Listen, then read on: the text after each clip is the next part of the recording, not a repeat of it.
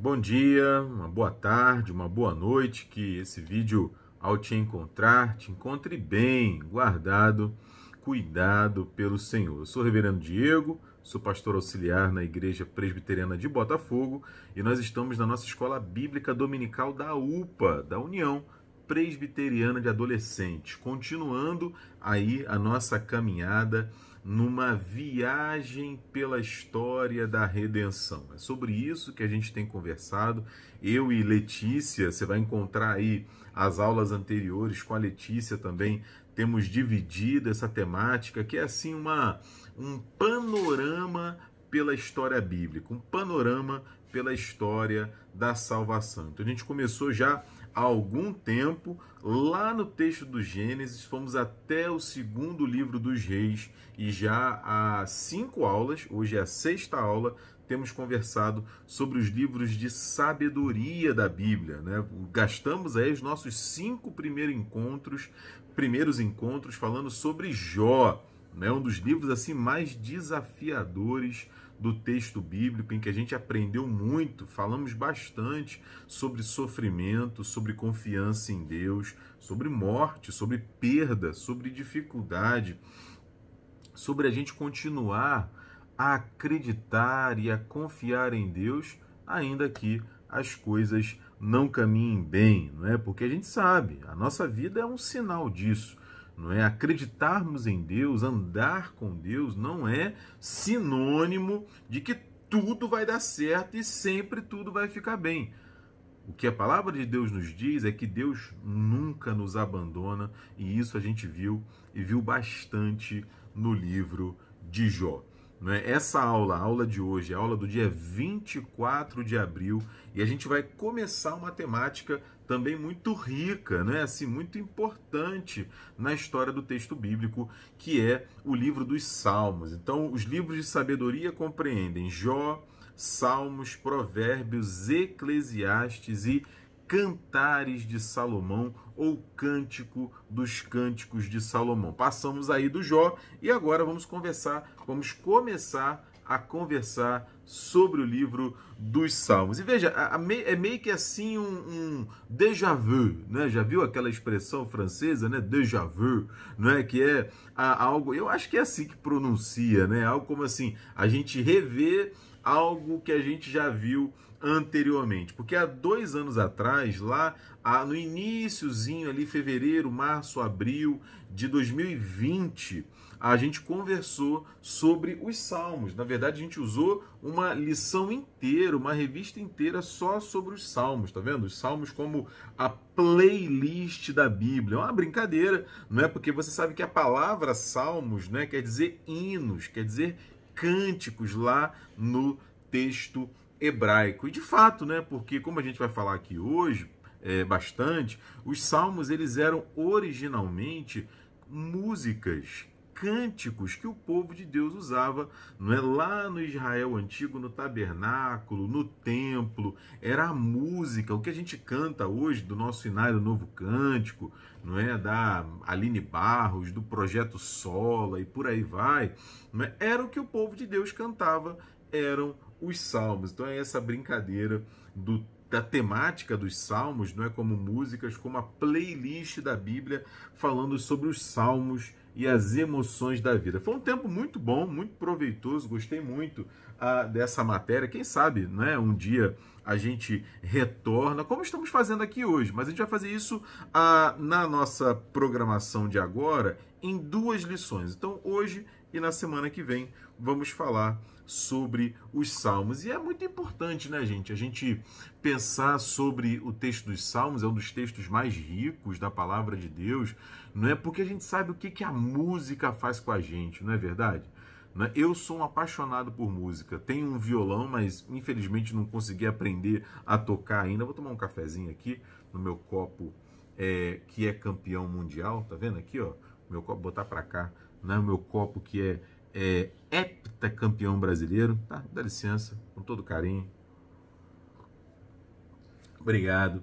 Vai um cafezinho campeão, um cafezinho de primeira, digamos assim. Fecha o parênteses, né? A gente sabe, eu dizia, né, o poder que a música exerce sobre as nossas vidas, né? Porque a música, ela aviva a nossa memória, não é? Ela leva a gente para um tempo que marcou a nossa história, marcou a nossa vida, não é? Leva a gente assim para épocas específicas da nossa vida, e ela nos ensina coisas que às vezes assim só a prosa, só o texto não dão conta, não são suficientes, e às vezes só da gente pensar num acorde, não é, de ouvir assim uma pequena parte da melodia, a gente já tem uma série de emoções, não é, que crescem no nosso coração. É assim, não é? É assim com o texto dos Salmos, e a gente vai continuar nessa busca aí por essa vida que vale a pena, não é? Não é à toa que os textos de sabedoria levam esse nome,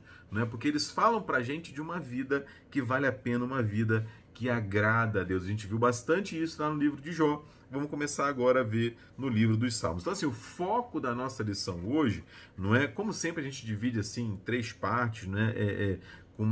Com um modo da gente refletir mais detidamente. Então, a gente vai falar um pouco hoje sobre o propósito do livro dos Salmos, sobre a busca que deve ser constante na nossa vida, da gente se encontrar com Deus, da gente estar próximo de Deus fazer parte da nossa história, porque é isso que a gente vai ver que significa bem-aventurado, que a gente vai começar aí pelo Salmo 1. E aí depois, é claro, a gente vai pensar sobre a nossa relação com a palavra de Deus. Então vamos orar para poder, depois dessa introdução, conversar sobre o texto, sobre o livro dos Salmos. Feche seus olhos aí, vamos falar com o Senhor. Pai, obrigado por esse tempo que o Senhor nos concede, tempo de reflexão na Tua palavra, de estudo, Pai, de aprendizado. Abençoa esse encontro, Deus. Toma os Teus filhos, Tuas filhas que comigo estão participando e fala, Senhor, fala ao nosso coração, nos ensina, Pai, sobre essa vida que vale a pena ser vivida. A gente ora e agradece no nome do Teu Filho Jesus Cristo, Pai. Amém, Senhor. Amém. Vamos lá? Então vamos fazer o seguinte, abre a sua Bíblia aí, lá no livro dos Salmos, capítulo 1, livro dos Salmos, capítulo 1, e deixa aberto aí. Não vou ler agora não, porque primeiro assim, a gente vai fazer assim uma visão geral sobre o livro dos Salmos. Está com a Bíblia na mão aí, né? De repente até abrir, antes de abrir lá no livro dos Salmos, dá uma olhada aí no seu índice, vai lá. Aqui no meu é a página 495 do Antigo Testamento, não sei se dá para você ver aí, 495, tô com a mão aqui bem em cima, tá vendo? Né? Salmos capítulo 1, né? Salmos capítulo 1. Deixa o texto dos Salmos aí, é o livro imediatamente após o livro de Jó, que a gente acabou de estudar. E você vai reparar que o livro dos Salmos, ele assim, foi escrito em primeiro lugar por muita gente diferente, é considerado na palavra de Deus o texto com mais autores diferentes, não é? E provavelmente, né, devido à quantidade de autores diferentes, não é? Ele é o que levou mais tempo para ser escrito, para ficar pronto. Não é? Porque você vai perceber que o livro dos Salmos, conforme você estiver folheando ele, eu espero que você esteja fazendo isso, né? Ele tem muitos autores de épocas diferentes. Então, por exemplo, a gente conhece alguns deles, né? A gente conhece o Davi, que escreveu pelo menos 73 salmos. O Asaf, que era um músico, né? Era um sacerdote, era um músico na época do templo. A gente encontra um pouco da história dele lá no primeiro livro das Crônicas, capítulo 15, versículo 17. Ele escreveu 12 salmos. Os filhos de Coré, ou de Corá, a gente não sabe muito bem, porque depende da tradução do hebraico, escreveram aí entre 10 e 11 salmos. Depois, alguns salmos foram escritos por pessoas particulares, né? Por exemplo, Moisés escreveu só o Salmo 90. O Salomão, só o 72 e o 127. O Emã, o 88. O Etan, o 89. E cerca de 5 salmos são anônimos. A gente não consegue distinguir a partir da pesquisa histórica, a partir da pesquisa do próprio texto, quem foi que escreveu. Mas essas são informações importantes. Por quê? A gente consegue, como eu falei agora há pouco, perceber que Por exemplo, o Salmo 90, que foi escrito por Moisés, ele provavelmente foi escrito ali mais ou menos 1500, 1400 anos antes de Jesus. Olha isso, gente, a gente está no ano 2020. Então aqui, ó, 1500 anos antes de Jesus, 2020. Ou seja, a gente está falando de 3.500 anos atrás. É muita coisa, né? Impressionante. E o salmo mais recente, provavelmente, segundo a pesquisa bíblica, a arqueologia bíblica, é o salmo de número 137, que foi escrito ali mais ou menos 500, 600 anos antes de Jesus. Ou seja, entre o salmo mais antigo e o salmo mais novo, né, o mais jovem salmo, tem pelo menos aí 1.100 anos. É muita coisa. É muita coisa. E aí, posteriormente, provavelmente ali a partir do século VI, século V, século IV, esses textos foram compilados, foram juntados aí e tomaram a forma do livro dos Salmos, como a gente conhece hoje. E eles são arrumados em partes, né? Eles não são arrumados em ordem cronológica. Então são 5 partes, né? Da parte 1 até a 41, 42 a 72, 73 a 89, 90 a 106 e de 107 até a 150. Cada parte com a sua mensagem, digamos assim,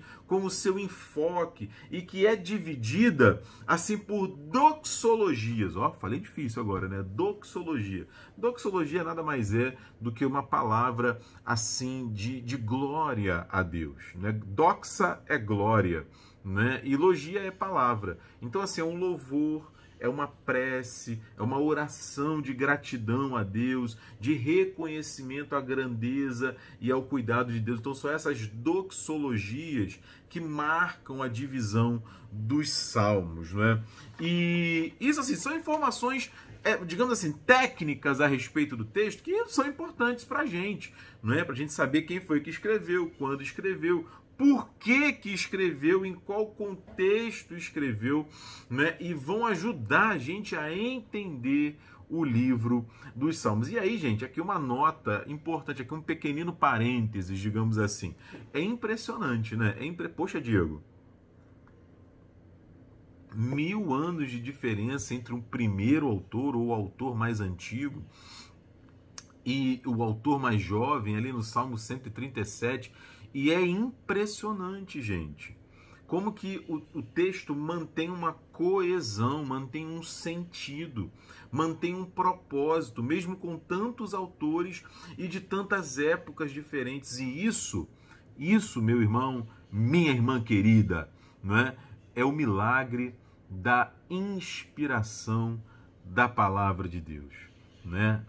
Saindo um pouquinho dos Salmos, indo mais assim para a história da interpretação bíblica, a igreja cristã, né, a fé cristã acredita, tem essa convicção de que a palavra de Deus ela foi inspirada pelo Espírito Santo de Deus. Ou seja, de Gênesis a Apocalipse, os autores bíblicos, não é? Ali na sua própria experiência, na sua própria história, com as suas virtudes, com as suas fraquezas, as suas derrotas, as suas vitórias, ou seja, a partir da sua própria experiência, eles foram tocados por Deus, foram iluminados por Deus, foram inspirados por Deus para escreverem a sua palavra, né? De modo que por um milagre extraordinário ela chega até a gente hoje. Isso vale de Gênesis a Apocalipse, vale também para o livro dos Salmos. É muito legal ver isso, né? Porque a gente vai chegar, por exemplo, lá no Novo Testamento, a gente vai ver Jesus citando os Salmos e aplicando, ou seja, gente, ó, aquilo que o salmista falou lá no Salmo tal, né? É isso que está dizendo aqui agora. Vai ver o apóstolo Paulo fazendo isso, o Estevão fazendo isso lá em Atos 7, o Paulo ao longo das suas cartas. E isso dá essa percepção para a gente, né, que não é só uma percepção, é um fato de unidade da palavra de Deus. É muito legal isso, né? Saber que Deus vai conduzindo a história. Na teologia, esse cuidado de Deus, né, é chamado de progressão da revelação, ou seja, é tipo matemática, mal comparando, né? Você não começa lá no primeiro ano, no segundo ano do ensino médio ou do ensino fundamental, né? Fazendo inequação, né? Fazendo equação de segundo grau, logaritmo, função. Não, você começa aprendendo a somar, a diminuir, aí depois vai ficando um pouquinho mais difícil, você vai aprender a dividir, multiplicar, e por aí vai. Isso é uma progressão, né? A palavra de Deus também, ela foi revelada para o povo de Deus numa progressão. A gente vê isso no texto bíblico como um todo e vê isso no livro dos Salmos também. E assim, os Salmos primeiro e segundo, né? Eles funcionam assim como uma espécie de introdução ao livro dos Salmos. Então você pega aí o Salmo primeiro, né? Você vê até essa divisão que eu me referi agora, aqui ó, o livro dos Salmos. Tá ficando embaçado ali, ó. Livro 1, tá vendo? Do Salmo 1 até o Salmo 41, deve ter na sua Bíblia essa divisão também. Os Salmos 1 e 2, eles funcionam como uma espécie assim de introdução, como eu falei. O Salmo 1 fala sobre o propósito, a razão de ser, o sentido do livro dos Salmos, e o Salmo 2 sobre a mensagem do livro dos Salmos. Na aula de hoje, a gente vai falar um pouco sobre o propósito. Na aula que vem, a gente vai falar sobre a mensagem, beleza? Então vamos lá. O livro dos Salmos, provavelmente, como eu me referi agora há pouco, né, ele não é apenas citado ao longo da história bíblica, principalmente no Novo Testamento e tudo mais, pelos profetas. Ele é o mais citado. Nós vamos encontrar ao longo de vários textos bíblicos citações dos Salmos, né? Como eu falei, eles eram a parte da música ali utilizada no templo, e como eles fazem parte da literatura de sabedoria, eles estão contados aí como um guia para levar a gente ao caminho da bênção. A bênção, assim, a bênção de Deus, né? O cuidado de Deus, a vontade de Deus para a nossa vida, né? Então, assim, é uma instrução. E aí o Salmo 1 faz todo sentido aqui para funcionar como introdução, porque ele vai opor, ou seja, ele vai literalmente fazer um contraste entre aquele que anda com Deus, ou seja, o bem-aventurado, e o ímpio, aquele que vive em impiedade, em pecado, ou seja, aquele que não considera Deus no seu caminho. Então, assim, numa palavra, né, se alguém perguntar para você ou você quiser saber para que serve o livro dos Salmos, o livro dos Salmos serve para nos instruir.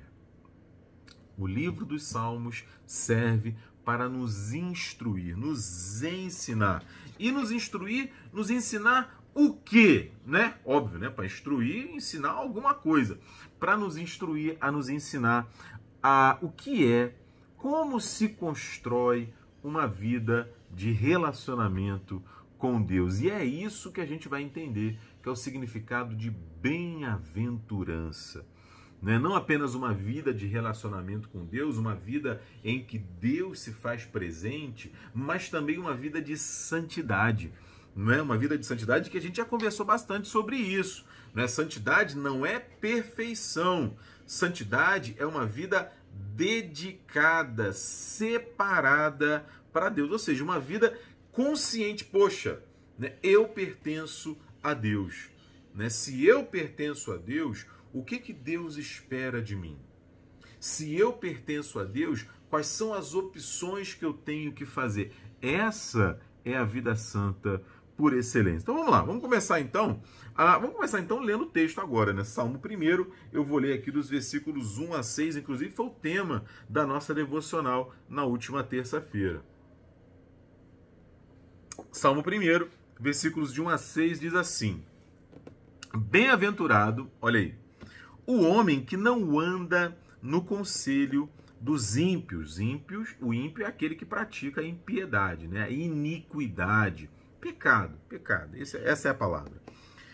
Não anda no conselho dos ímpios, não se detém no caminho dos pecadores, nem se assenta na roda dos escarnecedores. Não, ele não é assim. Né? Ele não anda, não se detém, não se assenta. Né? Antes, ou seja, ao contrário, o seu prazer, a sua alegria está na lei do Senhor, e na sua lei medita de dia e de noite. Ele é, por causa disso, né, porque ele tem prazer na lei do Senhor, porque ele medita na lei, na palavra, na vontade do Senhor, essa é a ideia. Ele está sempre buscando ali conhecer a vontade de Deus. Né? Por causa disso, ele é como uma árvore. Então aqui a gente já tem aqui um elemento de comparação positiva, digamos assim. Né? Ele é como uma árvore plantada junto à corrente de águas, que no devido tempo dá o seu fruto, e cuja folhagem, a folha, né, não murcha, e tudo quanto ele faz será bem sucedido.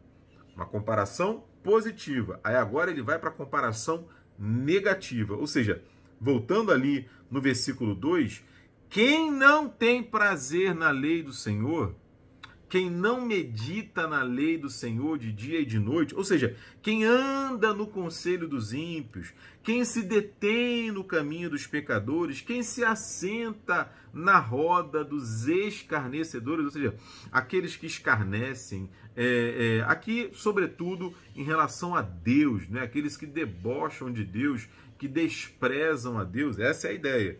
Né? Os ímpios, eles não são assim. Não são como o bem-aventurado. São, porém, como a palha que o vento dispersa. Sabe, a palha aqui é aquela folha que cai da árvore, que o vento leva. Não serve para nada, não tem propósito, é lixo. Não é? É uma comparação dura, eu sei, mas é isso que ele está falando. Não é? Por isso, os perversos, né, os ímpios, são sinônimos, né? Os perversos não prevalecerão no dia do juízo. Ele está dizendo o seguinte, olha, quem faz o mal, no dia em que a gente se apresentar diante de Deus, ou seja, ele está falando da eternidade, não é? Não vai prevalecer. Prevalecer o quê? É permanecer, é estar. Né? Estar aonde? Prevalecer aonde? Na presença de Deus, no céu, no paraíso. É disso que ele está falando. Né? Nem os pecadores na congregação dos justos. Ele está dizendo a mesma coisa. Né? O perverso não prevalece no juízo, os pecadores não ficam na congregação, na reunião daqueles que foram justificados por Deus. É isso que ele está falando. Pois, olha o versículo 6, o Senhor conhece o caminho dos justos, mas o caminho dos ímpios perecerá. Né? Conhecer aqui não é no sentido de não conhecer. Então Deus não conhece quem é ímpio. Não, conhecer aqui é o sentido de relacionamento. Essa é a ideia aqui.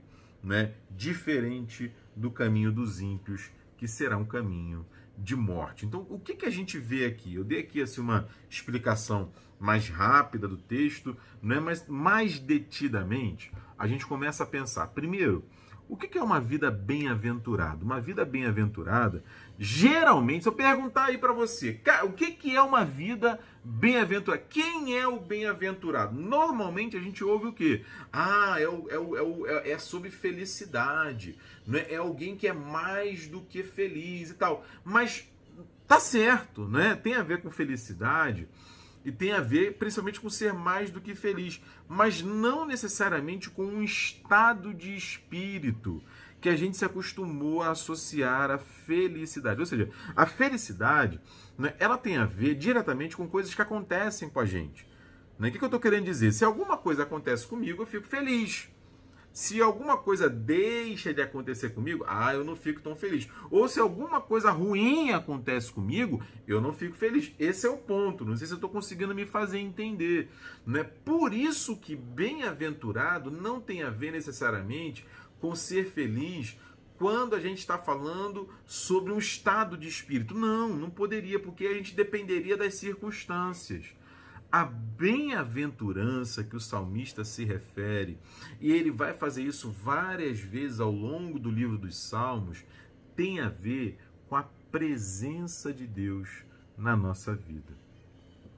Esse é o ponto. E aí, independe das circunstâncias. Nós somos bem-aventurados não porque coisas boas acontecem conosco.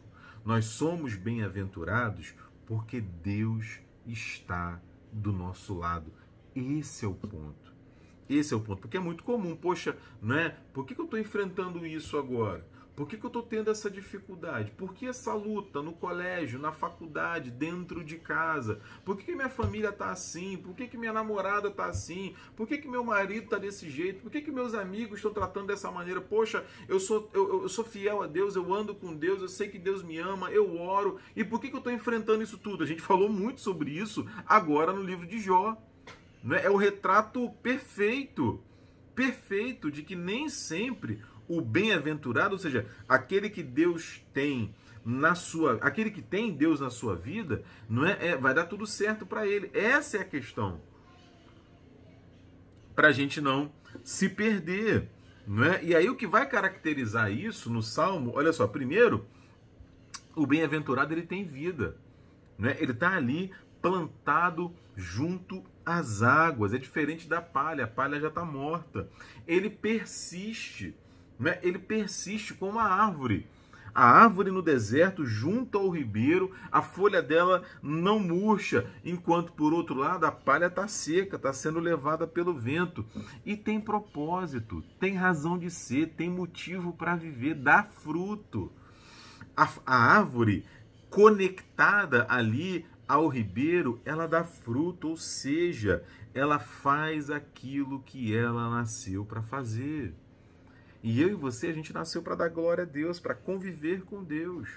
Então isso, essa bem-aventurança, essa vida, essa persistência, ele se realizar do seu propósito, está intimamente ligado, no caso da árvore, que é uma imagem, né? É uma figura, é uma metáfora dela estar conectada ao rio, como eu falei. Isso tem a ver diretamente comigo e com você, estarmos conectados com Deus, estarmos junto com Deus, estarmos ali nutrindo as nossas raízes, como a árvore nutre as suas raízes de Deus, da sua presença, da sua palavra. Essa é a vida bem-aventurada, e esse é o propósito do livro dos Salmos. Ele vai falar sobre isso. Então, assim, resumindo, né, para a gente alcançar essa vida bem-aventurada, que de fato é mais do que felicidade, a gente tem que estar junto de Deus, né? E o livro dos Salmos vai nos dar essa instrução. E ele começa falando, já chegando na segunda parte da nossa aula e caminhando para o final, né, que essa vida bem-aventurada ela é exatamente caracterizada pela santidade, por essa vida que é dedicada a Deus. E a gente vê isso logo no Salmo 1, quando no segundo versículo, quando a gente vê que o bem-aventurado tem o seu prazer na lei do Senhor, na palavra de Deus. E a gente vai ver isso várias vezes ao longo dos Salmos. Por exemplo, o Salmo 94, versículo 12, ele fala assim: bem-aventurado o homem, Senhor, a quem tu repreendes, a quem ensinas a tua lei. Veja, o homem que recebe repreensão e ensino do Senhor é bem-aventurado. É bem-aventurado. Bem-aventurados, Salmo 119, versículo 1, os irrepreensíveis no seu caminho, que andam na lei do Senhor. O que é isso aqui, gente? O que é isso aqui? Né? Primeiro, a gente falou que bem-aventurado não tem a ver com felicidade. Eu posso até lidar com dificuldades, enfrentar a tristeza, dissabores, frustrações, né? Mas ainda assim ser bem-aventurado. Por quê? Porque eu sei que eu estou cumprindo a vontade de Deus, tanto quanto me é possível cumprir, porque eu sou pecador, eu sou limitado, ou seja, eu sou alguém que deve estar sempre em busca da obediência a Deus. E como que eu faço isso? Cara, eu faço isso lendo a Bíblia, aprendendo a vontade de Deus. Olha só, minha Bíblia está até caindo aqui aos pedaços, tá vendo? A Débora, esposa do Tagore, eu acho que foi ela, se eu não me engano, que conseguiu um quadro que está lá na sala da UPA, né, que diz o seguinte: uma Bíblia que está caindo aos pedaços geralmente pertence a alguém que não está.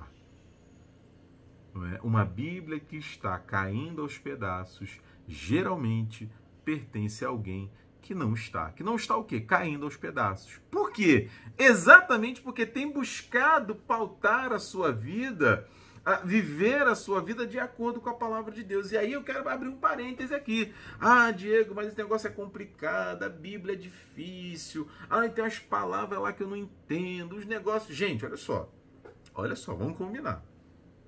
Primeiro que a gente hoje, né, eu não ainda, né, tô até estudando, mas a gente fala, em geral, né, tem uma galera aí, fala inglês, fala francês, fala espanhol, né, então a gente já fala até mais de um idioma, ou seja, a gente tem assim uma visão amplificada do mundo, nosso vocabulário é super enriquecido, mas tudo bem, eu concordo com você, às vezes vai depender da tradução da Bíblia. Então, por exemplo, essa Bíblia que a gente usa é Almeida Revista e Atualizada, a tradução que a gente usa da Sociedade Bíblica do Brasil. Tá aqui, ó, é Almeida RA, né? Tá embaçado aí, mas é isso, Almeida RA. Mas tem outras traduções, por exemplo, essa daqui do Davi, do meu filho, né, é uma Bíblia que foi um presente do Mackenzie, que ela é a nova tradução da linguagem de hoje. É uma paráfrase bíblica, ou seja, ela traz o texto bíblico numa linguagem mais acessível.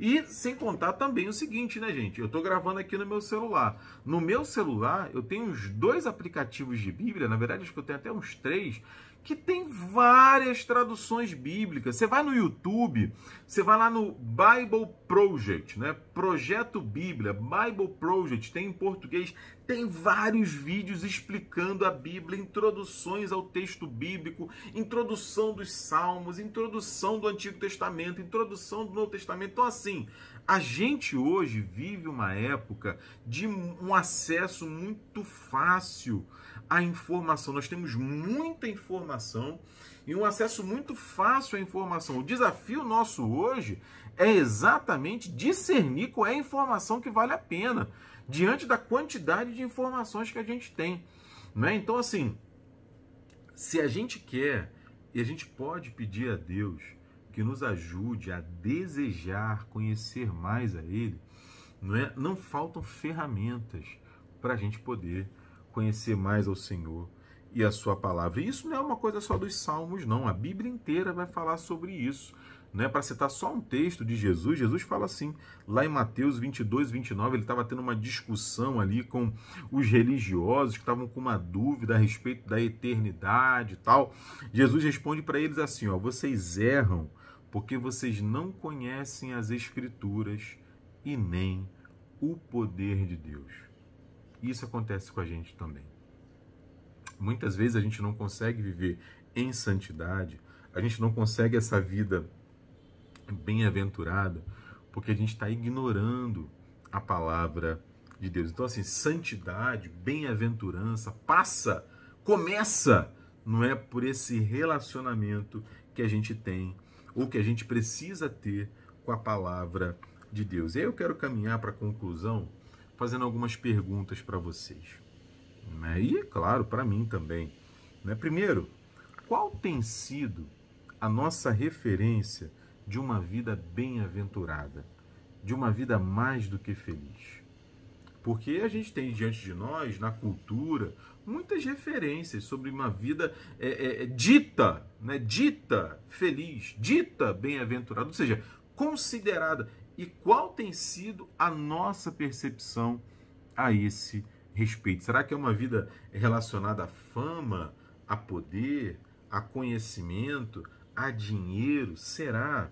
Não é? Na verdade, assim, aprofundando um pouco mais essa pergunta, o que a gente tem considerado felicidade? O que a gente tem considerado felicidade? Será que a gente tem considerado felicidade esse relacionamento com Deus que o Salmo 1 fala? Será que a gente tem buscado uma vida de santidade e muitas vezes negando a nossa vontade? Porque a gente tem aprendido que o importante é a gente fazer a vontade de Deus e não a nossa. Pode ser até que alguém pense a essa altura, não, Diego, mas eu sou só um adolescente, isso aí não tem nada a ver, eu tenho 13 anos, 14, 12, 10, eu tenho 15, 16, eu não tenho que me preocupar com isso agora. Primeiro, que não tem nada a ver isso, né? Porque se você pensar nas personagens bíblicas, né? Você acha que o João, apóstolo, tinha quantos anos? Você acha que Maria, quando ficou grávida de Jesus, tinha quantos anos? E Estevão, né? E Davi, quando é chamado por Deus, tanto que ele não vai nem para a guerra, porque ele era muito jovem. Então, assim, essa conversa de que, não, eu sou muito novo, não tem nada a ver. Deus chama todos nós para uma vida de santidade, para uma vida de caminhada com Ele. Esse chamado é para todos nós em cada etapa da nossa vida, para a nossa relação com Deus, para a nossa relação com a palavra de Deus. Aí eu quero terminar, né, perguntando como é que eu posso fazer isso na minha vida, como é que você pode fazer isso na sua vida hoje? Como que a gente se aproxima mais da Bíblia hoje? Como que a gente se relaciona mais com Deus hoje? Que Deus te abençoe e que a palavra dele ajude você a pensar mais sobre isso. Amém? Vamos terminar aqui? Feche seus olhos, vamos orar. Senhor, em nome de Jesus, nós queremos te agradecer por esse tempo de reflexão na tua palavra, de estudo bíblico, de aprendizado sobre o Senhor. Ajuda a gente, Pai, a entender o que é essa vida bem-aventurada, a buscar a santidade, que é uma vida separada para ti. Obrigado pelo livro dos Salmos, obrigado, Senhor, pela tua palavra que tanto nos abençoa. É a nossa oração, agradecidos, no nome do teu Filho Jesus Cristo. Amém, Senhor. Amém, gente? Um beijo. Deus abençoe vocês. Uma semana de paz. Tchau.